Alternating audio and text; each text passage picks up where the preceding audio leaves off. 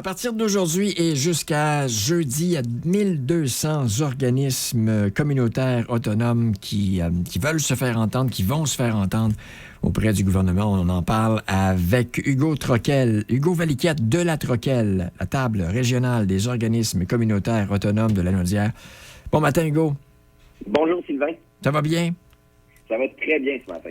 Je veux qu'on commence en rappelant exactement, avec des chiffres, c'est quoi la Troquel? Ben oui, la Troquel, dans le fond, c'est le regroupement de 199 organismes communautaires autonomes qui agissent ici dans la région de Lanaudière. Qu'est-ce que ça veut dire, 199 organismes? Ben, on parle ici de 1200 travailleuses et travailleurs dans Lanaudière. On parle de 25 000 bénévoles et surtout de 100 000 personnes qui viennent dans nos organismes à chaque année. Donc, on peut réaliser que c'est un fort mouvement pour soutenir la population. Et là, on veut se faire entendre. Il y aura différentes journées de manifestations. Chez nous, ça va se passer le 23, donc mercredi. Oui, exactement. Dans le fond, ça commence aujourd'hui à travers les différentes régions du Québec. Et nous, dans la Lanaudière, mercredi, il va y avoir différentes activités. Entre autres, nous, on va diffuser une grande vidéo de mobilisation. Ça va être diffusé sur toutes les plateformes des médias de notre région, dont le O103.5. On va avoir évidemment une centaine d'organismes communautaires qui vont diffuser cette grosse vidéo que je peux dire choc là, qui sort les organismes de l'invisibilité. C'était ça vraiment, cette idée-là, parce que nos revendications sont grandes face au gouvernement. Qu'est-ce qu'on demande? Qu'est-ce qu'on demande? On demande 460 millions de rehaussements de financement par année.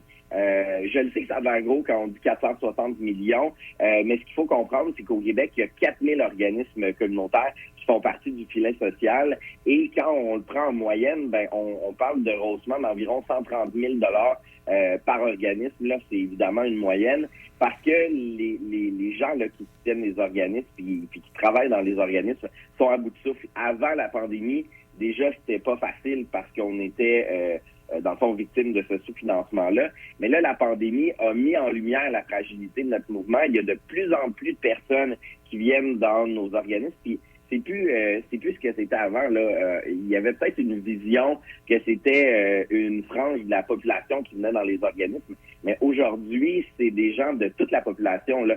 Il y a des enseignantes qui peuvent venir dans des organismes communautaires. Il y a des infirmiers, infirmières. Il y a des gens qui étaient travailleurs autonomes qui ont eu besoin des organismes communautaires pendant la pandémie. Donc, c'est vraiment, ça s'adresse à toute la population, ce que les organismes font.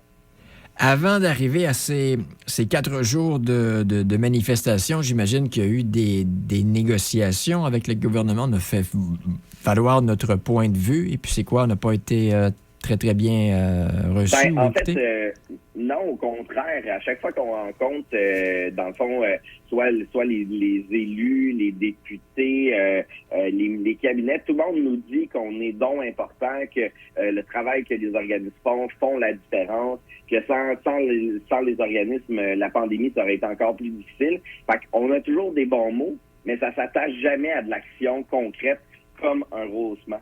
Là, le budget du Québec s'en vient dans environ un mois, puis on a vraiment besoin. Cette fois-ci, là, il y a péril en la demeure. S'il n'y a pas de rehaussement, là, on va voir qu'on va fragiliser les organismes. Puis qu'est-ce que ça veut dire?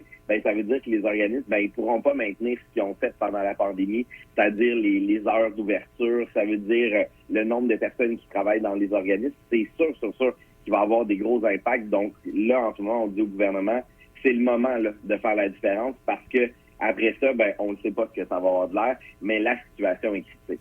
Pour en revenir à la journée de mercredi, donc il y aura un rassemblement aussi, je pense, Place Bourget, mercredi midi. Exactement. À 12h30, il y aura un rassemblement à la Place Bourget des organismes communautaires. Puis il y aura aussi une grande marche à Berthierville des organismes pour, dans le fond, faire valoir là, les besoins des organismes. Donc, c'est vraiment toute la région, un peu partout, qui va être en action là, pour cette belle journée de mobilisation. Si on veut vous soutenir ce mercredi, en apprendre plus sur les événements de mercredi ou en apprendre plus justement sur ces organismes communautaires au Québec ou chez nous sur la Troquel, est-ce qu'il y a un site Internet avec des informations? Oui, il y a le troquel.org qui est le site web de la Troquel pour en apprendre davantage. Et pour suivre la mobilisation, on vous invite à suivre le facebook.com /TROCL, qui est notre page Facebook. Et là, il y a toutes les informations par rapport à la mobilisation et même comment soutenir les organismes. Hugo Valiquette, merci beaucoup. Bravo pour votre bon travail.